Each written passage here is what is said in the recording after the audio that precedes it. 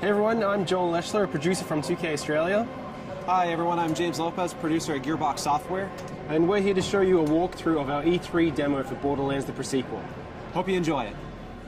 Alright, so we're actually going to be playing through as Wilhelm during this playthrough, and we're selecting his action skill now, which is his ability to spawn these two drones, Wolf and Saint. Wolf is an attacking drone, while Saint is more of a buffing regen drone.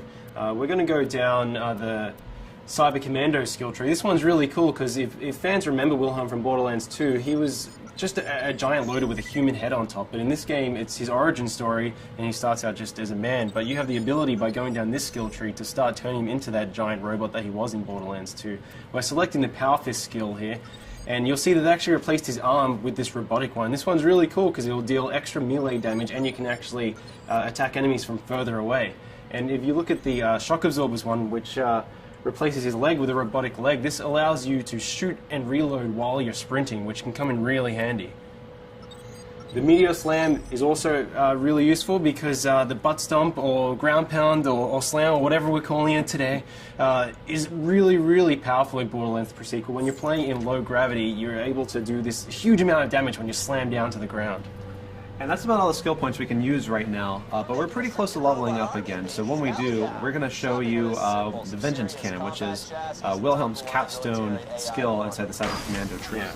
We have a look here, we actually just shot an air geyser, and when these are shot, they shoot out this oxygen which replenishes your Oz kit, but it also propels you up in the air.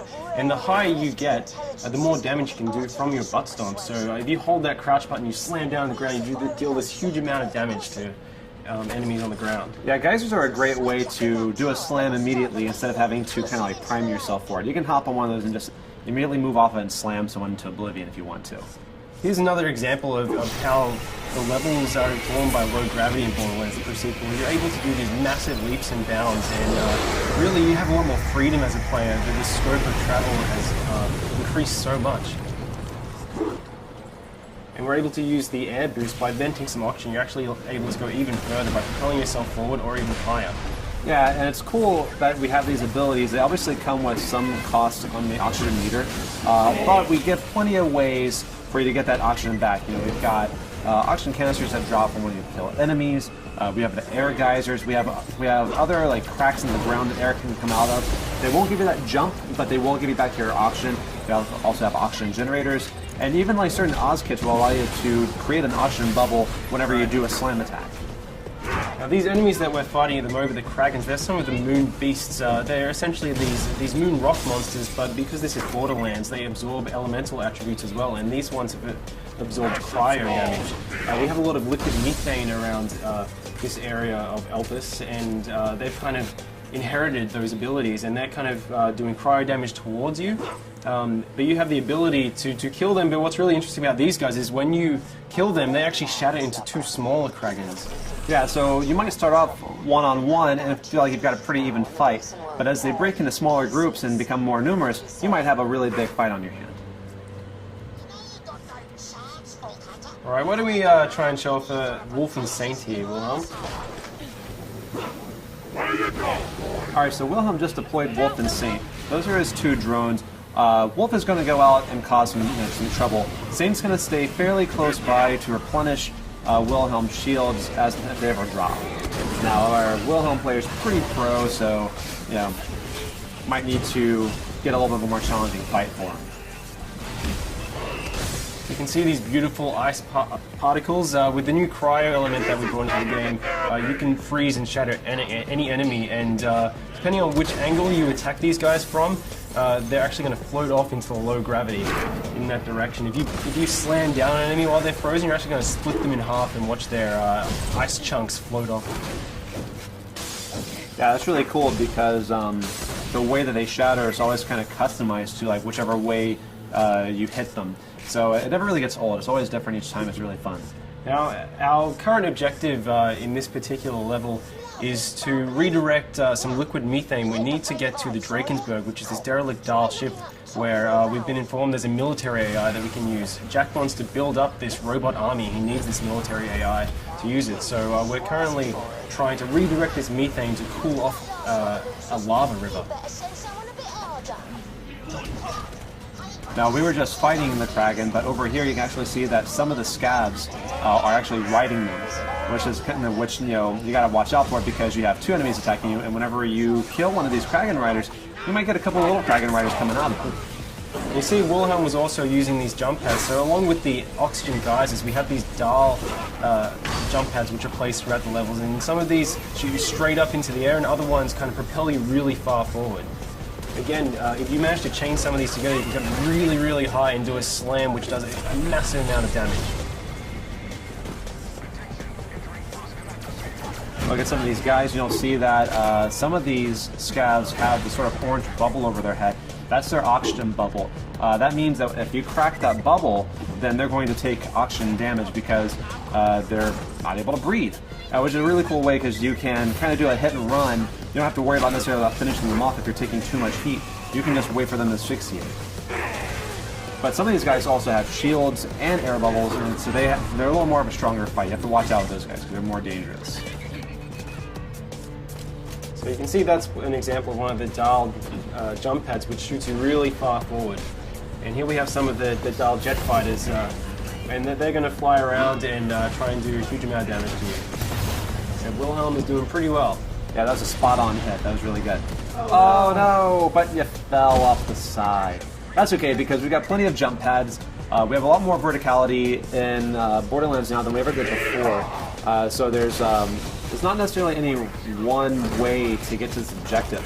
Really, all he has to do is just find either a jump pad or a way to jump from platform to platform. Yeah, something really great about the low oxygen, it allows you to traverse these maps really, really quickly. So because you can make these massive leaps and bounds and you have these jump pads, you're able to get from one end of the map very, very fast and really get an edge on enemies. All right, now it looks like we just leveled up.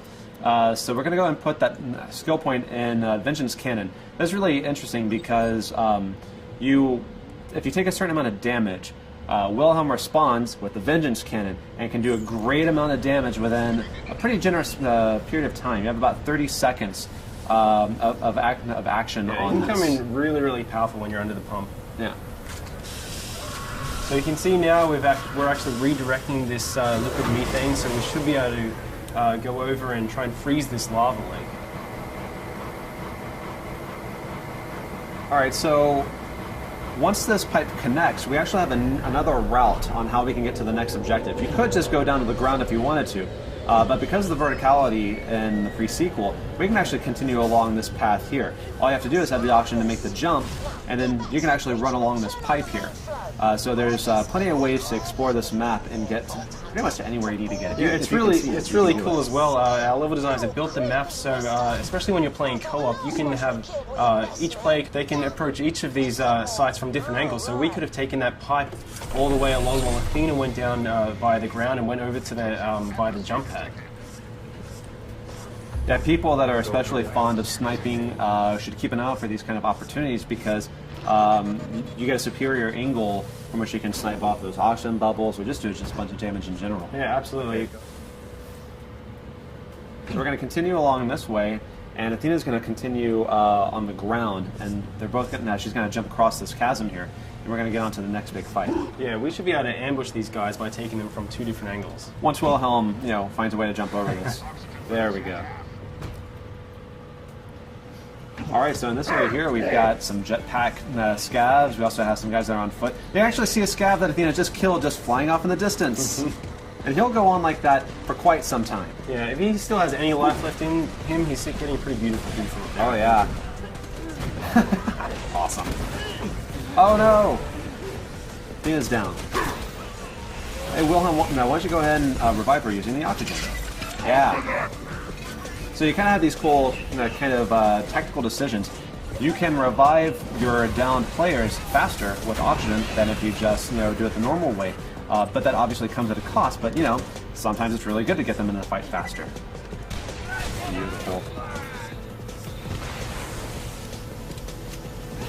You can see we have these jetpack scavs, so all of the enemies on Elpis can take advantage of the low gravity just as much as you can. So if you're getting protection behind cover, they can actually jump over and stomp on you and invalidate your cover just like you can them. We really wanted this gravity system to go throughout every single feature in the game. Did a pretty awesome butt stomp there. Yeah, that was solid. Here's some of our new vending machines that we're just kind of teasing as we run by them, but you can see more about them later on. All right, we're coming into the processing plant now. This is actually where you just directed the liquid methane to, and it's really important that you do this because we're going to use it to freeze a lava river so we can form a natural bridge that we can cross over to the Drakensberg, which is in the next map. Now this has a lot of enemies in it. Definitely a good time to bring out Wolf and Saint. Yeah, try and use those jump pads to get a height advantage of the plays as well. If you stomp down.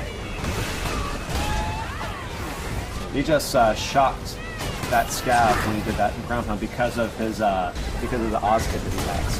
It's really cool because each Oz kit can have a variety of features on it. Some of them will do your basic oxygen extension, but some also add elemental attacks. Some will create oxygen bubbles whenever you do a slam. There's a lot of layers to them because it's really important to us that our gear be relevant and offer some really cool stuff. Obviously, these sort of varieties are really important to us. Whenever we added the ice elemental, this also is represented across all gear items. So you've got it in shields, you've got it in grenade launch, you've got it in guns, and we also have lasers. Lasers support all the elementals, so we've added even more bazillions of gear. Yeah, you can see right here we have an ice laser. So we're able to shoot this beam, this kind of freeze ray, and then we can butt stomp and hopefully shatter this guy. Getting close. Nearly.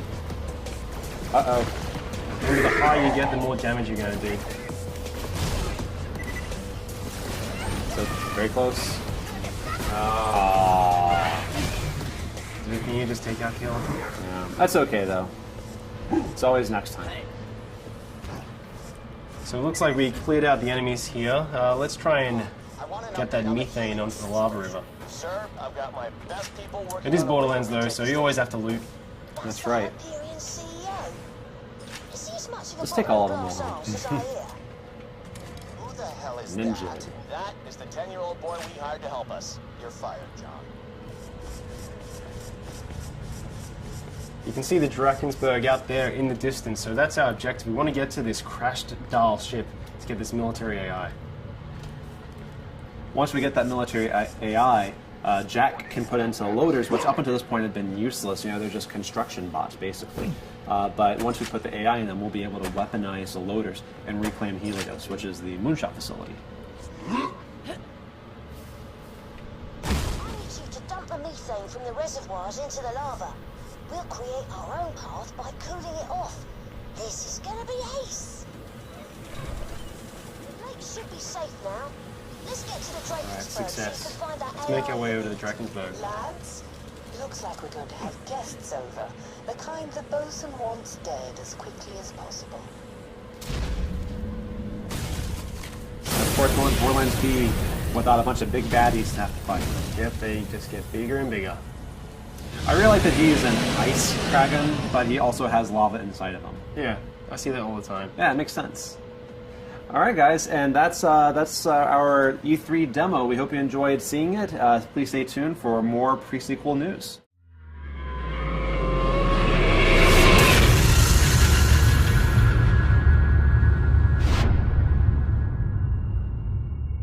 You coming?